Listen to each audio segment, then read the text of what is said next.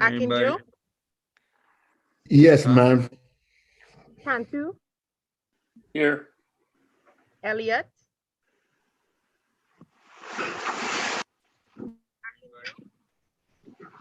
Yes, ma'am. Haggerty,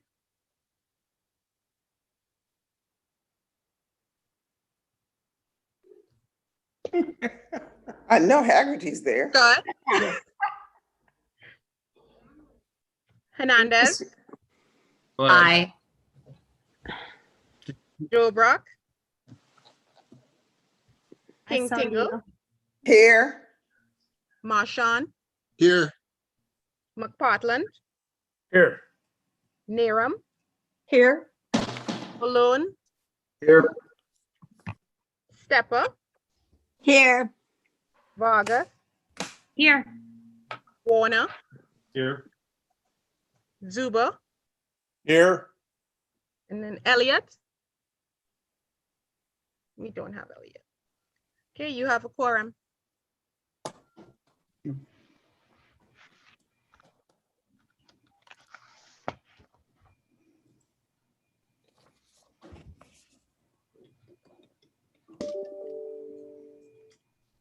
Scott? Yeah. You have a quorum, Chair.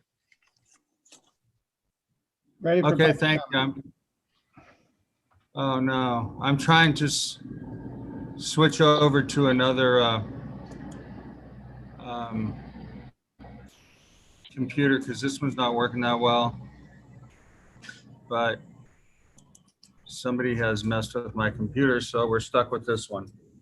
I'm in somebody OS maintenance, whatever that is. Okay, so so we have a quorum. I'm gonna public comment time in which you can speak to anything that is not on today's agenda. Is anybody in the public wish to speak, or did you receive anything?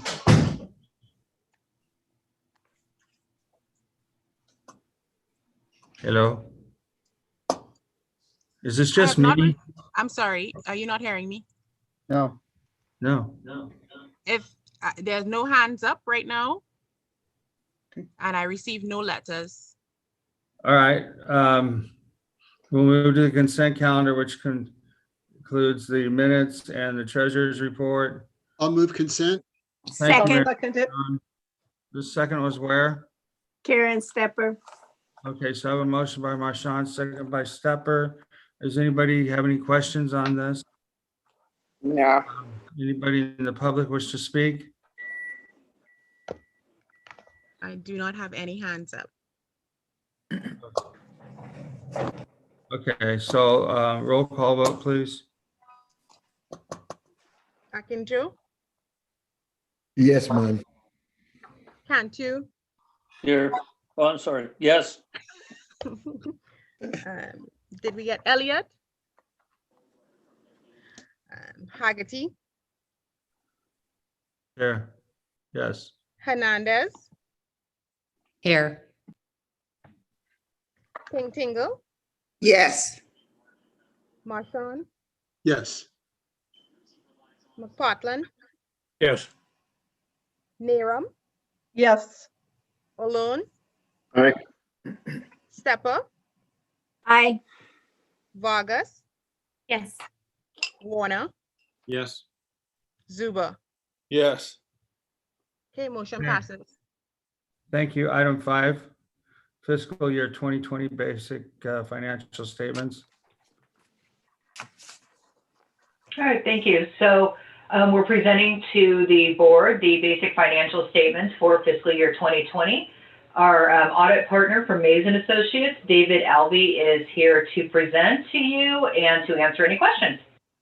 Okay, very good. Good afternoon, Chair Haggerty and members of the board. My name is David Albee, and I'm the audit partner with Mays and Associates, and we are the authority's independent third-party external auditor. And our job every year is to come in and audit the books of the authority and to present an opinion on whether or not the financials are materially presented. And on the basic financial statements that you have in your packet, that opinion is on page 4 of the PDF on my letterhead, Mays and Associates letterhead, And I'm pleased to say that this is an unmodified or clean audit opinion, and that's the highest level of assurance that a CPA firm can give an entity. So congratulations, you passed your audit. Once it gets approved here, we will go ahead and finalize this report, and it'll be done. The second report I have for you today is the Memorandum on Internal Controls, also known as the management letter. And so this is communication from my firm to this board of things that we found during the audit. And they can be categorized in 3 different ways. Material weaknesses, so something material can flow through the internal controls and not get caught. We have none of those. The second is significant deficiency, so something significant can flow through and get caught, and we have none of those either. And the last is a kind of a catch-all, and that's called other matters. And we do have just a couple of things, not internal control related, but focusing on what's coming down the pipeline in terms of new accounting pronouncements that the authority will have to implement in the next couple of years. The second half of this document is the required communication. Government accounting standards require that I tell you that I had no disagreements with management. I didn't feel that management's assessment of their estimates were wrong or in any way questionable. We had no correcting entries that we provided, and we don't think management was relying on another accounting firm or another auditor to get a second opinion. And we feel that management has the skills, knowledge, and experience to review these financials. And that's really a big deal. And especially that, LAFTA is the managing agency and has control or does the accounting for the authority. We really dig into the internal controls and make sure that there's good segregation of duties, that the same person cannot initiate, authorize, approve, and receive goods without somebody else seeing that. There's got to be those good segregation of duties. And so we specifically test transactions for the authority, and LAFTA's books is when LAFTA does the accounting to make sure that those internal controls are strong. Those bones of that structure are strong. And I'm pleased to say they are very strong. And especially in times of change, like shelter in place and doing audits primarily remotely, the idea from an auditor that the internal control environment can shift but still work is just very reassuring. And I'm pleased to say that we found nothing that would cause them to question the internal control environment that is used to present your financials. And with that, I'd like to thank Tamara for all of her help putting this together and open up to any questions you might have. Okay, are there any questions? Yes, I put my fake hand up, Karen. Okay, okay. Karen Stepper. David, I just had two quick things.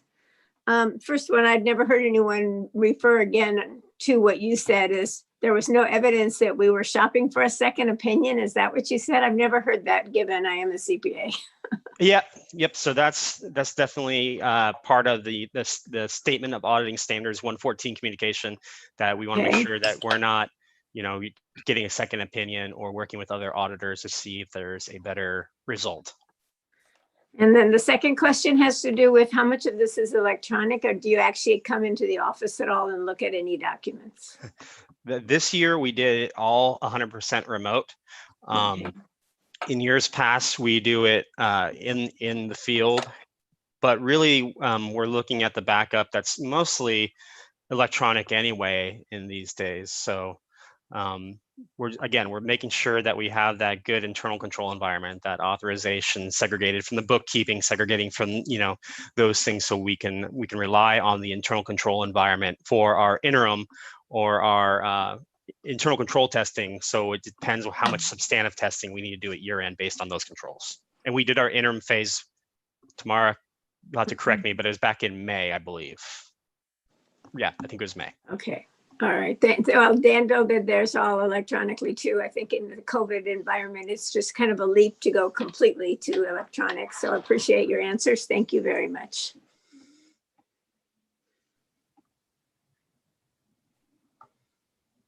I can't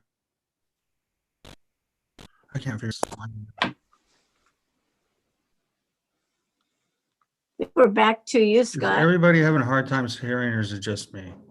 It's you. You don't I even hear have a that, picture but- on the screen, Scott.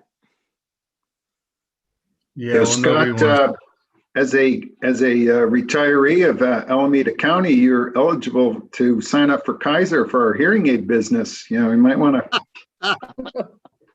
That's usually what people say when their hearing starts to go. Is it just me? So it's a friendly suggestion, trying to draw up some business.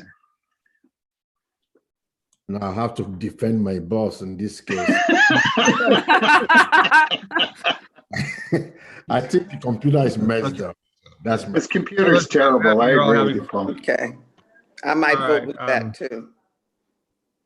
Okay, so we have I'm gonna use this computer in a minute. Okay, so if there's any other question, anybody in the public wish to speak? Nobody has a hand up. Okay, so I need a motion I to motion that we accept. accept, I motion that we accept the report from the auditor. I'll second Second. it. Okay, a motion by Tingle. Who's the second? Argus. Dan, whoever. Vargas. Take a Roll pick. call vote, please. Akinjo, I was muted. Yes. Cantu, Yes. Haggerty,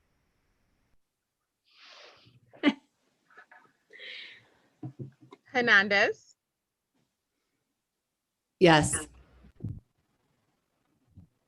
King Tingle, Yes. Marchand, Yes. McPartland, Sean, can you Yes. hear? Neram, I need somebody. Malone, All right, Stepper, Yes. Vargas. How, Yes. was in Scott, we can hear you now. my computer, how do I Warner? get it back to me? Yes. Zuba. Yes. Okay, motion passes.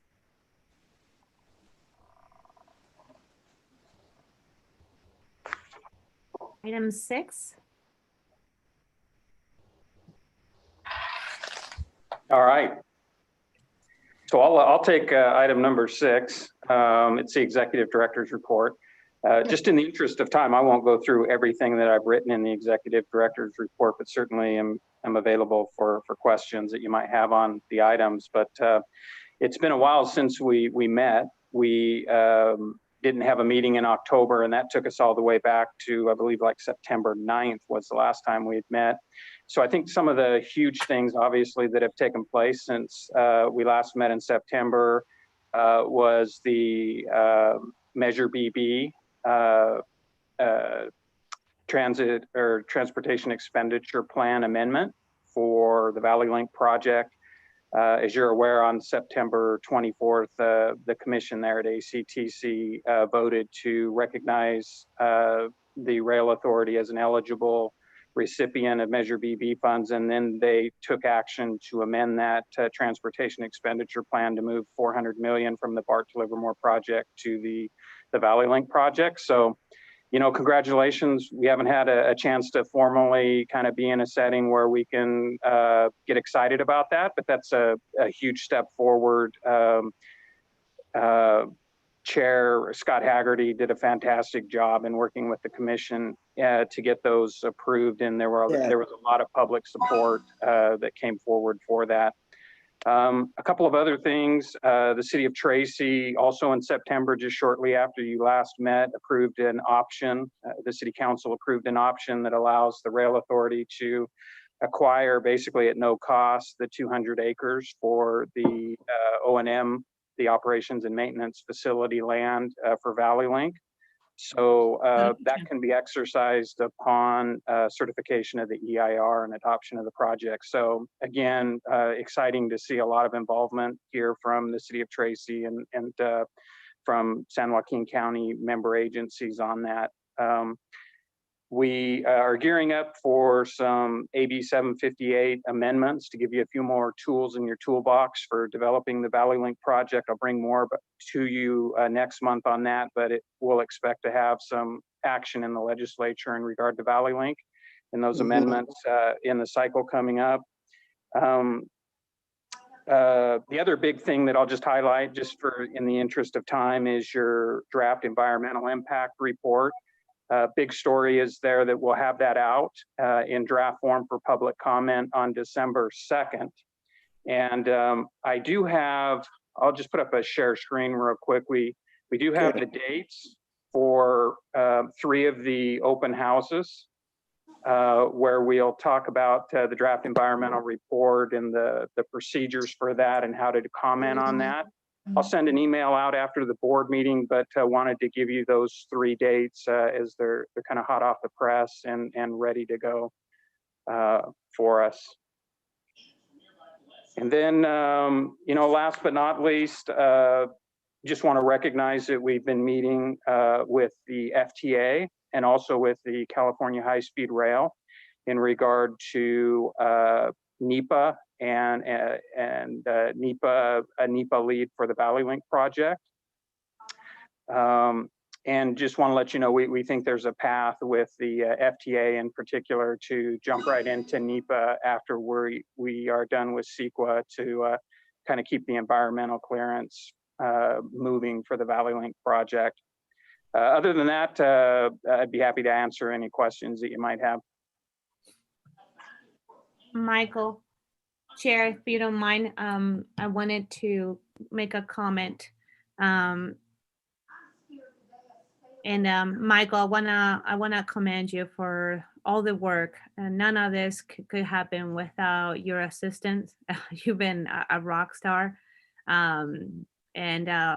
We have an unbelievable team of your staff. You, of course, our chair is you know, I had no words, and I'm not gonna embarrass him because then he's gonna yell at me. But I am so happy to be where we are today in such a short period of time. This group has managed so much, and I know that some of you are leaving the group, and but I could not be more proud to be serving in this JPA with all of you.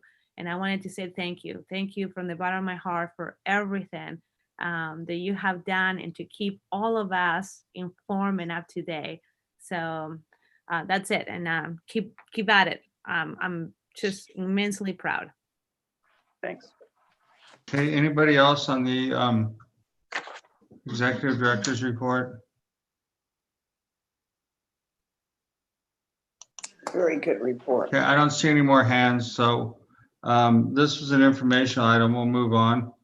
We're now going to move to the Isabel neighborhood specific plan. This All right. is also informational. Yep.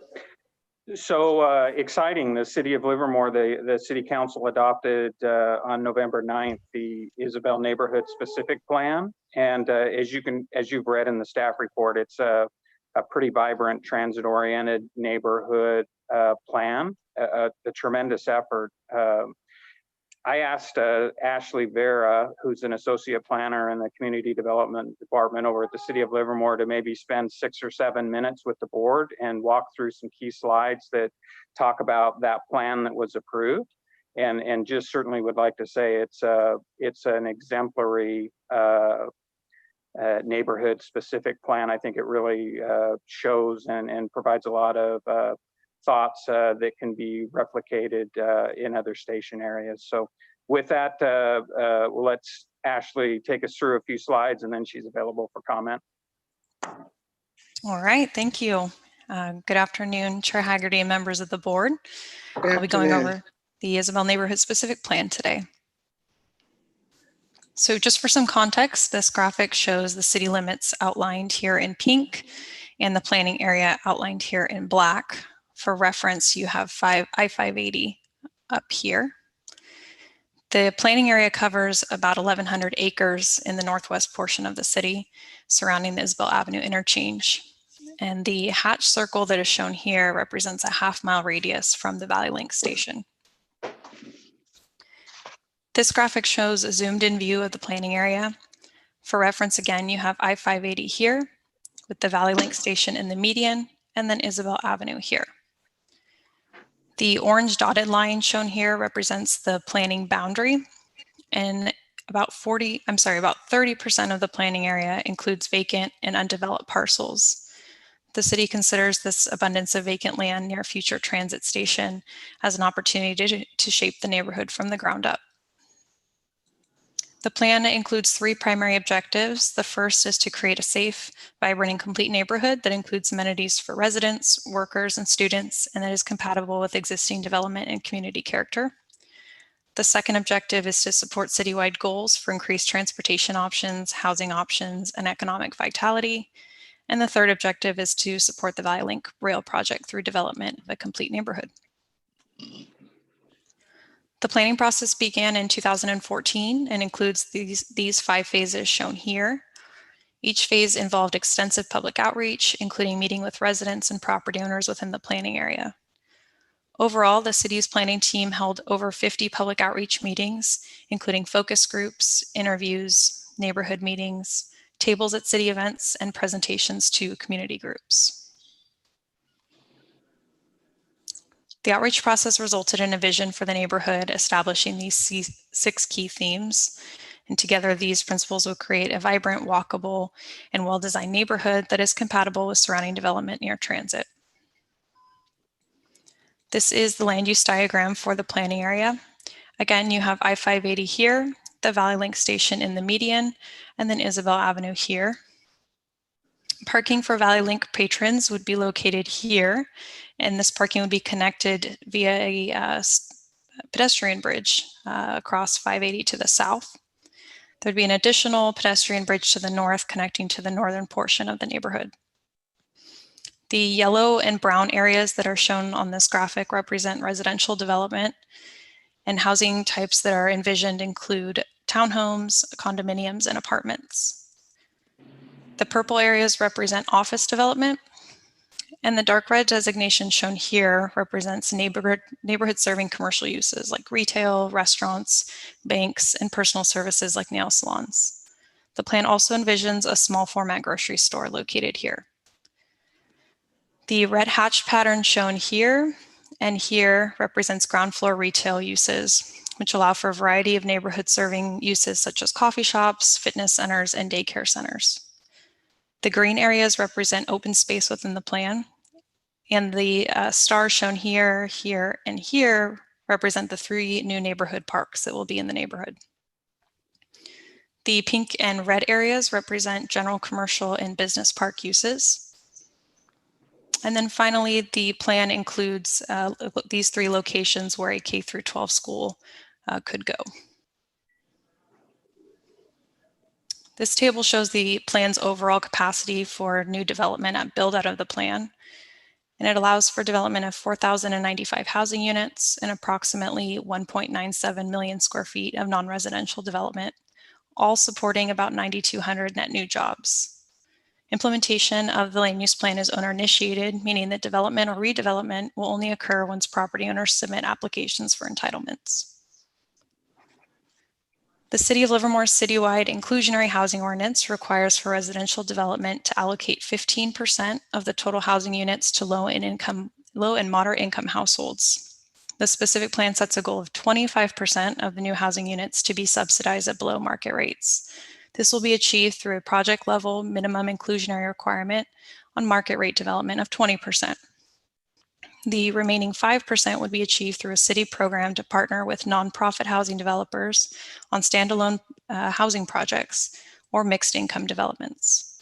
Fulfillment of the 25% goal would generate over 1,000 affordable housing units to low income households.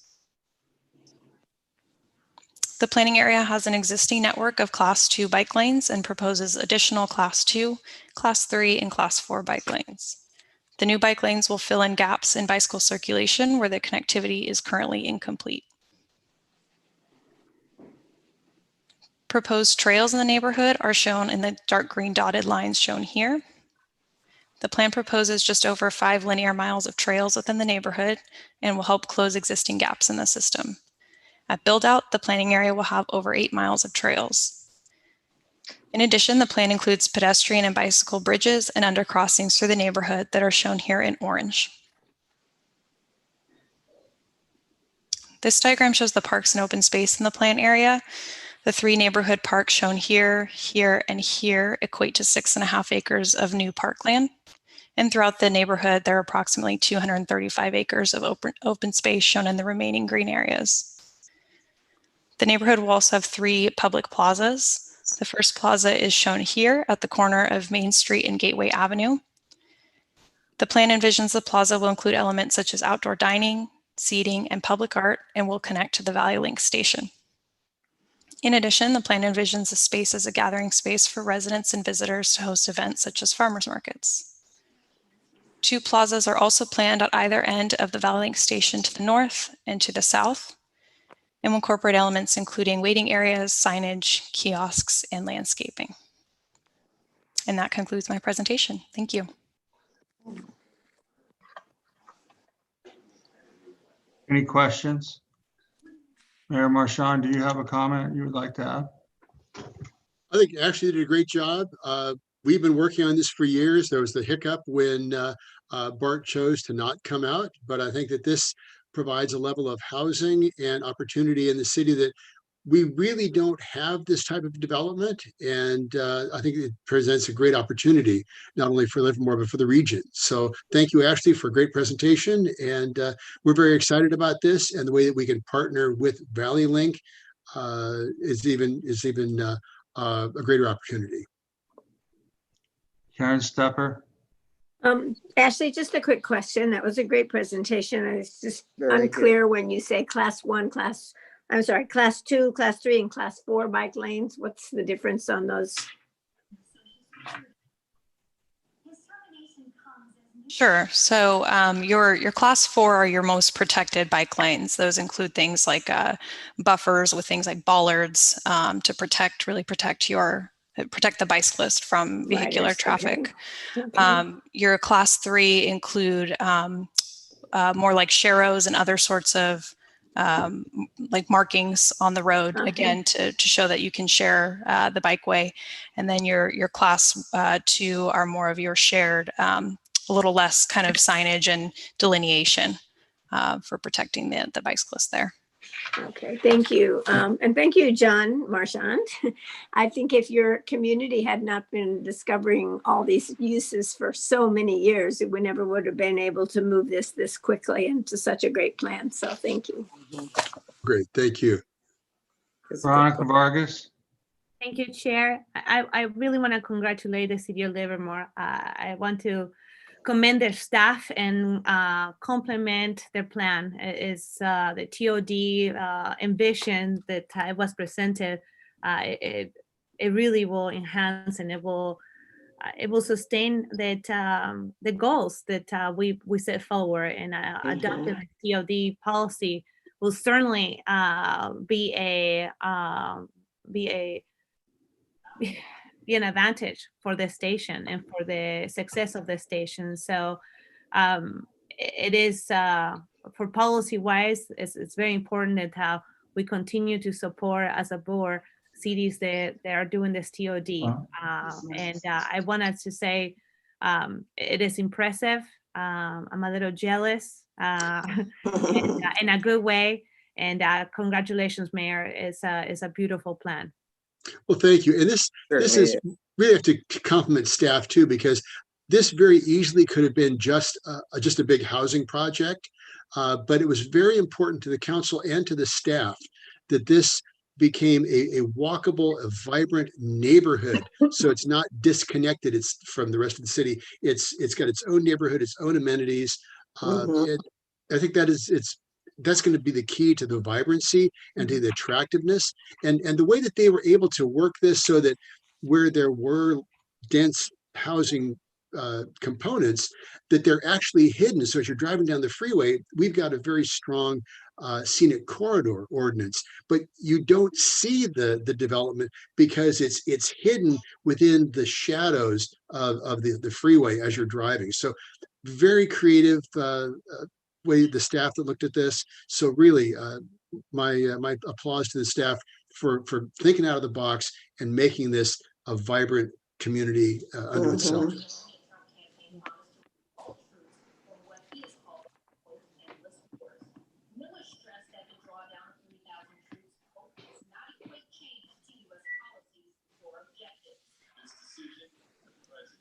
Scott, you're on mute.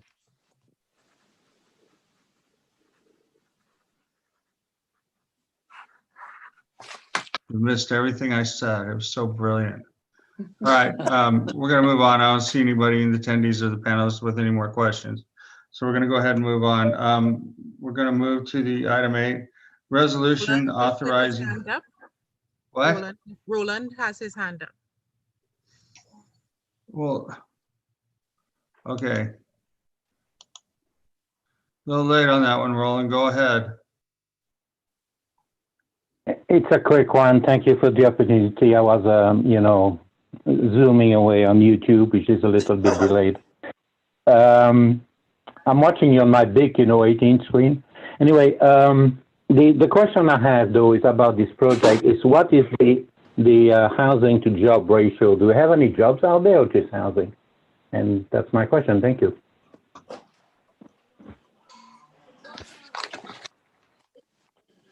John, do you want to take a shot at that? I don't know. Or Ashley? Jobs to housing ratio? Yes, so there are existing jobs. I don't have the number on the top of my head, but there are quite a few jobs out there, and I can pull up the numbers and send those to the group if needed. But I don't have those numbers on the top of my head. Okay, that's fine. We'll. Oh, there's some. Roland, how would you like to get the answer to that question? You want an email or what? Jobs to housing. Hold 1 second. I have to allow him to speak again. Yeah, email is good. Thank you. Okay, if you could just email it to Roland, that'd be great. All right. So we're going to move on. We're going to move to resolution R08-2020, authorizing the executive director into a cooperative agreement with the San Joaquin Regional Rail Commission for project support services of the Valley Link project. This is an action item, so listen up. Okay. So I'll be brief with this. Basically, in your request, your allocation request to MTC for the 46.8 million, which you were awarded, within that request are funds to reimburse the support activities that are provided to the agency by project partners. And as you know, San Joaquin Regional Rail Commission is a really important project partner. We'll even talk about them in the next agenda item. We identified an estimated budget of $300,000 within that $46.8 million allocation to provide as reimbursement to San Joaquin Regional Rail Commission for assistance with the Valley Link project, both from an operational planning and service assumptions to systems, to train technology, to design work with the project. So this is a resolution basically authorizing staff to reimburse the Regional Rail Commission for their expense in helping us with the project. Dan Levitt, he's here in the virtual meeting. He's the manager of regional rail initiatives from the Regional Rail Commission, and I'm sure he'd be available as well as I am for any questions. Okay. Dan, did you have anything you want to say before we get started? Yeah, sure. First, thanks, Chair Haggerty and members of the board. First, I really wanted to congratulate you on all the progress that you've made on moving the Valley Link project forward. And that also we've really enjoyed our partnership with you and that working with your staff. I totally agree. Michael Tree is a rock star and you have great staff. And he works extremely hard and your staff works really hard and your consultants have been really great to work with. And we look forward to continuing that partnership in a more expanded role and to continue to help in any manner that we can. Okay. Are there any questions? I'll move approval.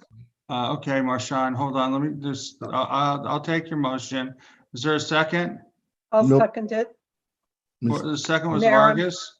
No, Narum. Kathy Narum. Hi, Kathy. How are you? I'm good, Scott. How are you? Not so good this afternoon, but okay. So I got a motion and a second. I see no attendees. Did we receive anything in writing? Did not. Okay, and I've given ample time, so I had my hand Paul, raised. you're up. You're up. I got you, Paul. Yes. Go ahead. Yeah, this question is for Mr. Levitt, and can he cite specific? Because I mean, this is quite a little bit of money. I know the relationship, but for the people that are not really that are at home or watching on their TV, can you cite specific for us for what you actually have done for the Valley Link Rail in your partnership with us? Well, we've been working together on developing a sort of a vision for the corridor and to work together to support the improvements of both Valley Link and with ACE. We haven't been charging for that effort. I think this is for an expanded effort that would be helping on the operations side. So we've been working very closely over the last couple of years, and I think we were very successful in helping get Valley Link into the MTC RTP and to move those to helping. We supported your funding and those type of things, but those aren't things that this would be dealing with. This is for expanded support that would deal specifically with operations where we have 20 years of experience. And I think the one thing to note, I mean, this is not, we're not asking for a specific dollar number. This is a not to exceed. And frankly, we would only be utilizing funds as needed. So it's sort of, if you don't need any support from us, we wouldn't be billing you any funds. And so it's really, this gives you the opportunity to tap into resources that we have through 20 years of operational experience. Thank you. Okay, anybody else? So I did have a motion. I know Kathy was the second. And who was the first? I was first. John, Mayor Marchand. Okay, so with that, if everybody's comfortable, we'll go to a roll call vote. Okay.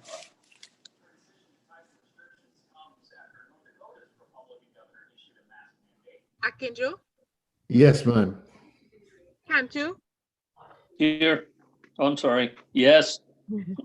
Haggerty, I think that was me. Yes, can you speak up? Hernandez, Yes. King Tingle, Aye. Marchand, Aye. McPartland, Aye. Neram, Yes. Olone,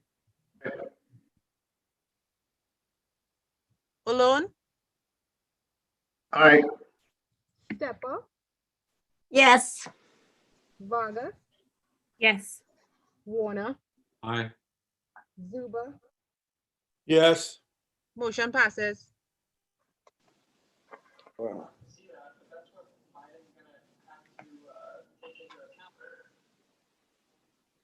Are you done? Motion passes. Hello? Okay. All right, motion passes. I'm sorry, it's very hard to hear you. Okay, the motion passes. We'll now move to, where are we? Item 9, designation of presumed operator of Valley Link train service for the purpose of receiving critical input during planning process. Michael, is that you? Yes, I'll take it.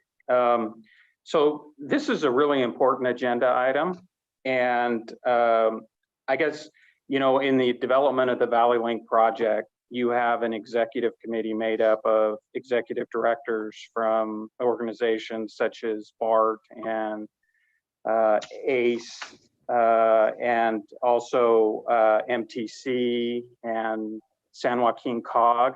I mean, you really have a diverse group who are accustomed to working on significant capital projects, and several which are very experienced at working on rail projects. So from day one with the executive committee, they have felt very strongly that we should select a presumed operator for the Valley Link project.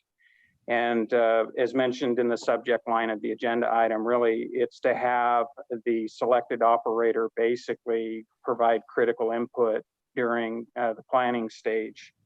whether that's in regard to train technology, whether it's in regard to scheduling, or whether it's in regard to the systems that are being used by the Valley Link project. It's just really important to have a presumed operator around the table when you're discussing and planning those items. And so we've met with transit operators in the region. We've talked about this project. We've talked about interest in becoming the operator of the project to various organizations such as BART. And we have received good input that the best fit for the Valley Link project would be the San Joaquin Regional Rail Commission, which operates ACE as the presumed operator for Valley.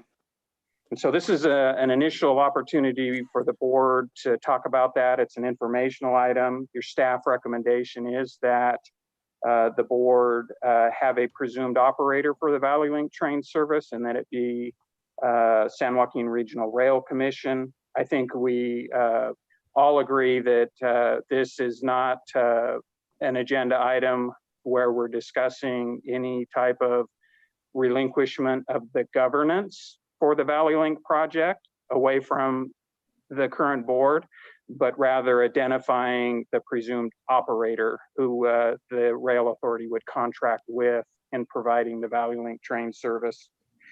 So again, Dan Levitt, he's been instrumental in helping us plan thus far the Valley Link project, and Stacy Mortensen and her team there at San Joaquin Regional Rail Commission. And so we'd like to have a discussion item to see what the inclinations of the board are. I think it's important to note that we've had a discussion already with the San Joaquin Regional Rail Commission about this, and perhaps there could be some comments shared in regard to that. But we anticipate that if the board gives us direction, we'll bring back an MOU in December for the board to actually take action on this item. All right, there you have it. So this is, I guess, just some time to make some input into the direction of which staff wants to go. And personally, I think this is a great idea. I think that ACE has been very helpful to us to get this far. I think I have total trust in Dan Levitt and the things he wants to do. I believe in his heart that he wants to see this program happen. I think that ACE certainly is in the state proven itself to be one of the best rail lines within the state. In fact, they've been been given some additional contracts, if I remember right. So I think that this is the direction to go. I think that what it's important for us to maintain as we move forward, that we have our own board, that we don't become members of the ACE board, but that we have our own board made up of Valley Link jurisdictions going forward, that would be giving direction to the executive director and staff.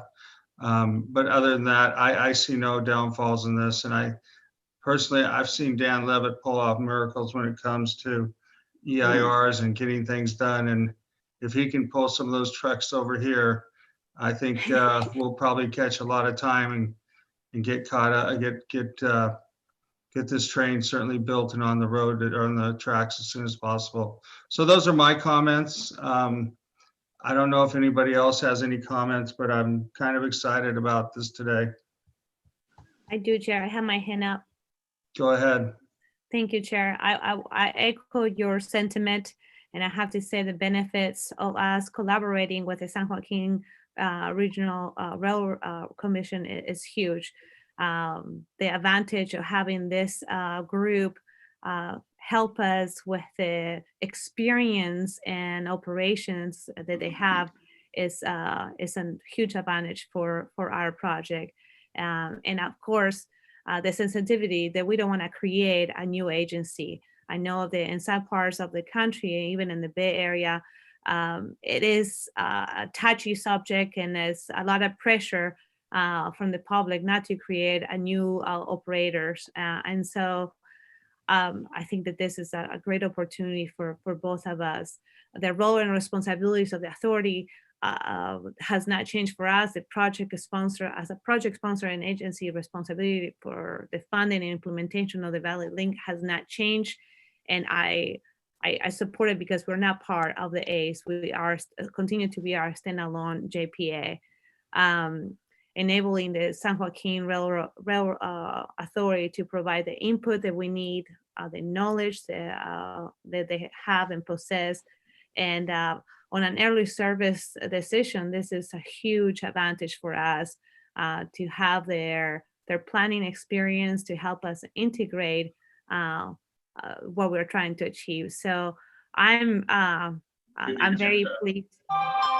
The link on the agenda. You're cute. I don't know what happened there, but anyways, I am very pleased to have Jan and Stacy on board. I feel very confident, and I'm very excited to have you guys agree to help us on the daily plannings and operations of Valley Link. I think it's a win-win situation for all of us. Thank you, Chair. I also have my hands up.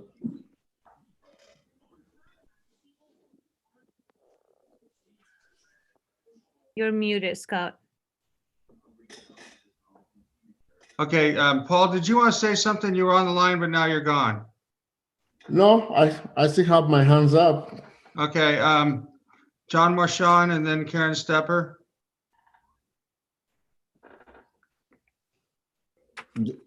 Do you want me to go on, Mr. You Chair? first, Paul. Okay. Mr. Chair and Vice Chair, I agree with you, but one concern I have is when Valley Link was initiated, there were a lot of buy-in from the communities that formed the JPA. Now, how do we tell them that ACE is now an operational authority on the Valley Link? I'm just a little bit concerned that we might have issues because we sold these as not as ACE, and then now we are saying we are almost part of ACE now. So how do we deal with that? I'm just concerned about the optics and the publicity that might arise from the issues. If Mr. Levitt can shine a little bit, and that has been my concern about the operational aspect. Are they taking over the Valley Link operational and everything daily operations of this new train that we are instituting, or what is really the role of Mr. Levitt and the ACE community in this issue? I think something that we have to wrestle with, as good as it looks on paper, the communities that are involved in it might have some questions. So that's all I have.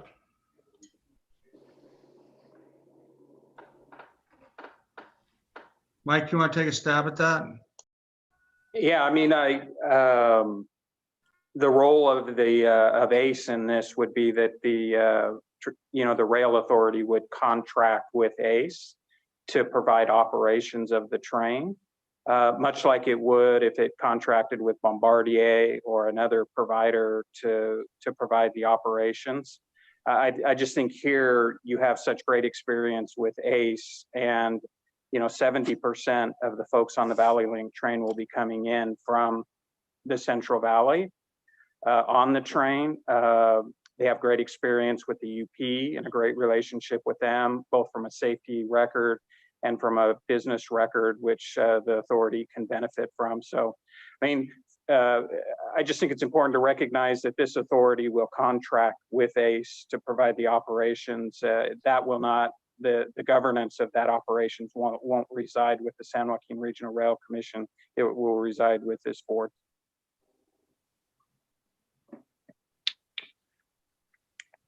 If that helps. Okay. John Marchand. Thank you. Thank you, Chair. There did seem to be there's some crosstalk here. Okay, so thank you.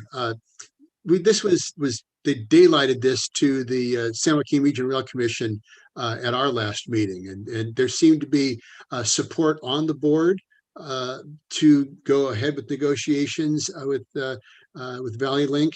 I think it makes absolute sense. There was the concern about standing up a whole new agency to operate this, but certainly going with ACE, since they do have a proven track record, that it would make a lot of sense to go ahead and stay with somebody that knows how to operate a train system. So I think continuing the cooperation with ACE makes a lot of sense, and with the San Joaquin Regional Rail Commission. So I would support going with having ACE as the operator.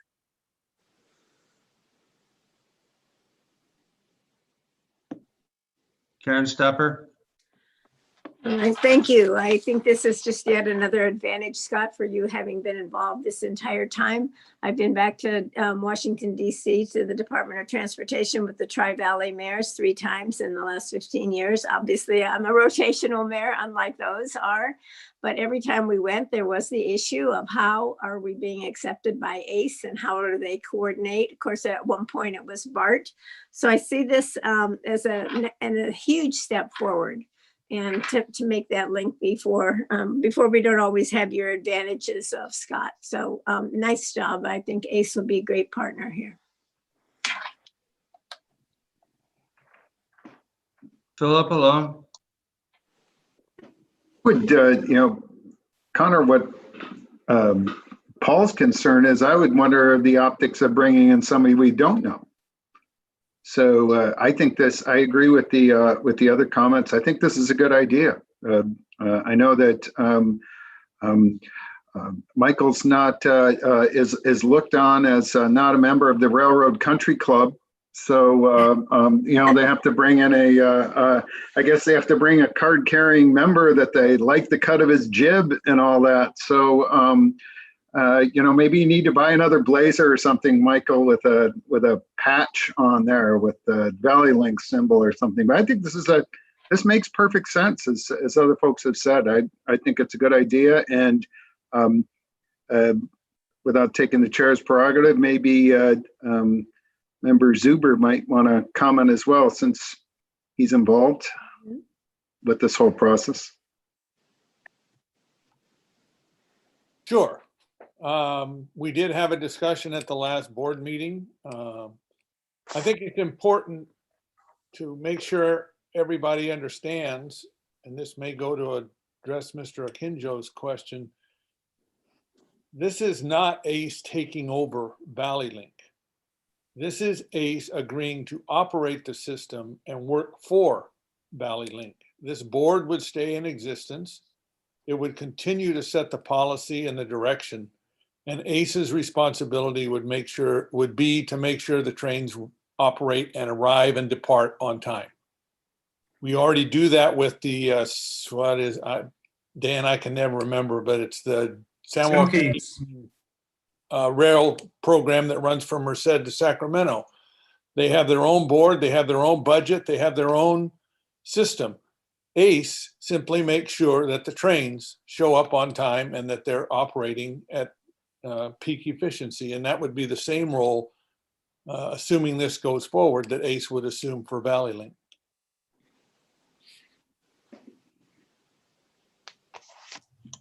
Okay, I think that's all the speakers on this item. I did have my hand up. Let's see here. Philip and Bernice Tingle, you want to say something? Yes, I just want to concur that I think that ACE would be an excellent business partner, and being a business partner, I think it puts us all many times on one accord, and I think that's an excellent decision to partner with them. Okay, so that's the last speaker. I have one attendee, Roland LeBrun.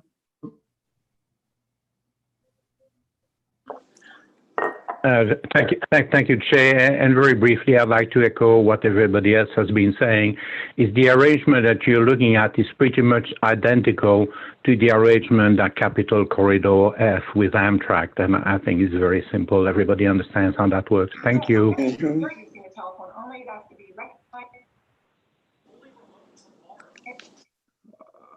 Okay, thank you, Roland.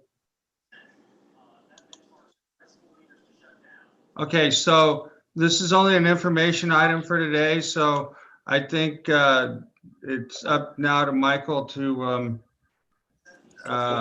and Rick, I guess, to get with Ace and kind of finalize the agreement and bring it back to the board for, and I guess Dan Levitt will be involved in that.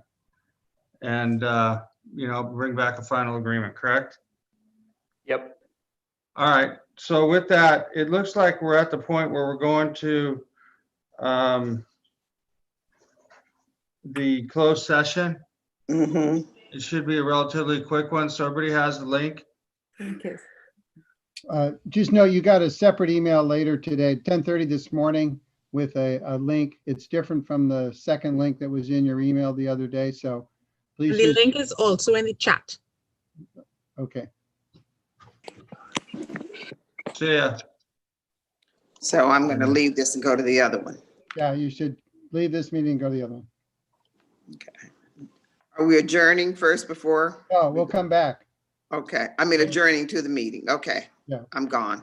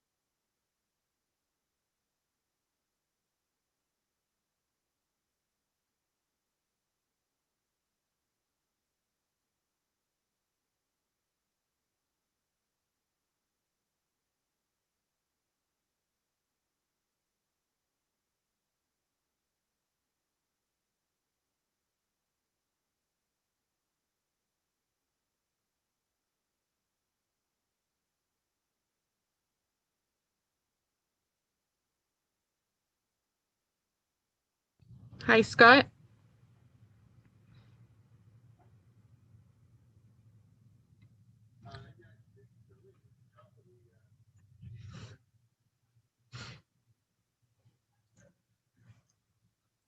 Paul, if you can hear me, okay. You're in the wrong meeting. Paul, you're muted. Okay, I'm in the wrong meeting. Okay. Yeah, so if you just, do you have the email that I sent you open? I did. I don't know what happened to it. Let me exit the full screen. All right, if no, keep it full screen. And then if you look at the very bottom of the full screen, you'll see a chat box, a little chat. It says chat with a word bubble. Okay, let's see. Let me go back again. Keep it full screen, you said. Bob, this will also be for you. So chat, okay. So I see the chat box. I didn't see anything. All right, so when you click on the chat, if you click on it, there's a little window pop up. Yes. Okay, and then it does that. You don't see a message in there. I didn't see. All right, I'm gonna send it again. Okay. See if it pops up now. Okay, yeah, it did. All right, and Bob, if Yeah, you I could see also it. click on that. I clicked on the email you sent. It said to click on the lower link and it went nowhere. I think that's because you didn't click on the email from this morning. I'm sorry, there were I two did, emails. I did. Anyway, we'll see what We're happens. still waiting on Scott, so you have a minute. Got Karen. Tree. And we have Bob Warner. Are you getting a message, Paul? Yeah, it's asking me that I'm still in the other meeting. Yes, tell them yes, you wanna switch over. Okay. All right, there we go. We just need Paul, and he's jumping on right now. And do we have Melissa Hernandez? Okay. Yes, she is.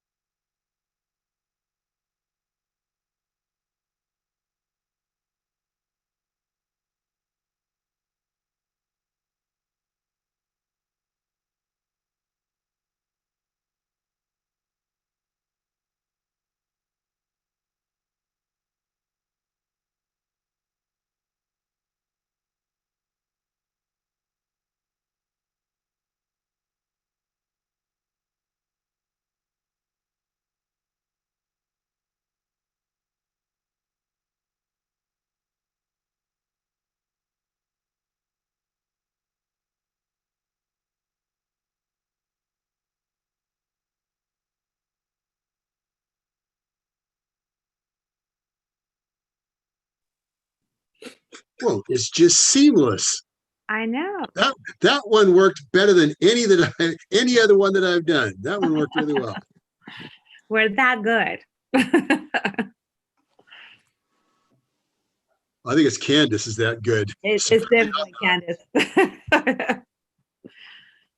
So moved.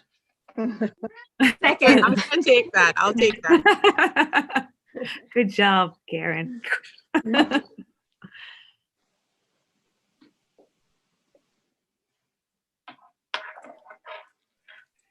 There you are, Melissa. Welcome back. Congratulations, by the way.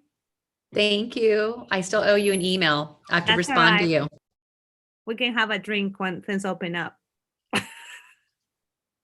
Or a few of them. right? I don't know, John, we had a lunch yesterday and I don't remember eating any food. So their drink may be water, at home. So whatever Zoom is serving, you guys have a great time, Melissa. Congratulations All right, to I'd you. like to get going.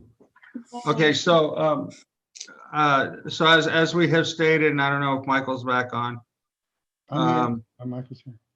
Michael, are you on? I don't see. Michael Tree. We have Michael Conneran, but we don't have Michael Tree yet. Well, we'll get him. We don't need him for this. So for what I'm about to say, Karen. So what I did was when we were kind of off for a while and we didn't have many meetings, I, in conjunction with our attorney, because everything you want to do is with our attorney, we went ahead and I pulled together, as I said earlier, Leo Zuber and Philip Alone, Veronica Vargas, vice chair, and myself as the chair, for the purpose of doing the review of the executive director. We did an extensive process, one that had, we each graded him and what we thought. We talked to him about both what is in the going forward for the agency and what was in the rearview mirror. So there was a lot of discussion amongst us. We met, Leo helped me twice. It was twice, right? Yeah, twice. Right. And we met twice, and kind of waiting for him now. There he is. So we waited. We came up and had a discussion, and I'd asked the attorney to kind of figure out where we're at. Sure, Mr. Chair. So Mr. Tree's currently paid a stipend of $128,750, which is over and above the salary he earns at LAVTA. The board was discussed granting a $20,000 raise, which would bring his total compensation to $148,750. That stipend is then paid to LAVTA, which then pays it to Michael in his regular paycheck. I think at this point, it'd be appropriate for the board to make a motion, assuming you're in agreement with that amount for that raise, $148,000. So moved. So moved by Cantu, seconded by Vargas. Michael, before we vote, do you want to say anything? Only that, wow, thank you so much. And it's just a real pleasure. I do think you have a winning team here, and everyone's excited for the oncoming year, but that's a very nice expression of thank you that you've given me. So really appreciate it. Well deserved. It's an expression of love. All right, with that, I'm going to call for a roll call vote. Oh, wait, do we get a motion in a second? Yeah, Cantu, Vargas. Roll call, please. Okay, and we have no public comment. Akinjo. Yes, ma'am. Cantu. Yes. Haggerty. Todd. Yes. Haggerty. Yes. Hernandez. Yes. Tingle is not back on. Marshawn. Yes. McPartland. Yes. Naram. Yes. Olone. Aye. Stepper. Yes. Vargas. Yes. Warner. Yes. Zuba. Yes. Okay, motion passes. Thank you very much. Move to item 15, director's discussions, comments, questions, agenda requests. Anybody got anything? Seeing none. Well, this is my last meeting, I think, Scott. I just want to thank everybody. This has been a wonderful thing to participate in, and I wish you, I hope the momentum continues. A new conductor is going to be in charge here, and I wish that person all the luck. And I'm sure my successor from San Ramon will be equally enthusiastic, but perhaps not as much of a smartass. So I wish everybody the best of luck on this. This has been a wonderful thing. This is one of the highlights of my 9 years on the council, actually participating in this. So thanks, everybody. Well, Thank you for working with us. Good luck. Philip, I've enjoyed working with you, and you're correct. You are a smart ass. But you're our smart ass. And we'll bring you back and popularly send you off. I didn't realize that you were off this month, so. I think so. I'm not sure, but it's quite likely.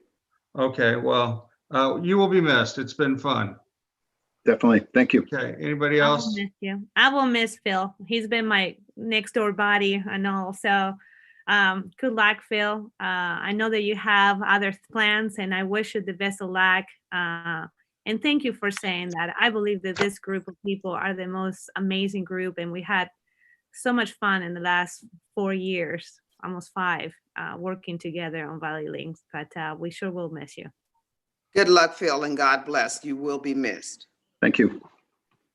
Okay, so with Question. that, somebody else? Yeah, this is Candace. I was just wondering if Bernice, I know she was an attendee mode for a second. Would she like to record her vote for last Who? agenda item? Bernice? Bernice, did you want to record your vote on the last item? Oh, I didn't know I was not audible. Yes, that was a yay. Okay, thank you. A yay as opposed to a nay. With Absolutely. that, our next meeting is December 9th. I will still be here. So maybe we can put up a resolution or something for Mr. Alone, so he has something to hang on his wall. Okay. That would be nice. Okay, so the next meeting is December 9th via teleconference, and I'm going to adjourn this meeting. Thank you. Thanks, everybody. Well, happy Thanksgiving. Thank you. Happy Thanksgiving. Thanks a lot. Bye. Happy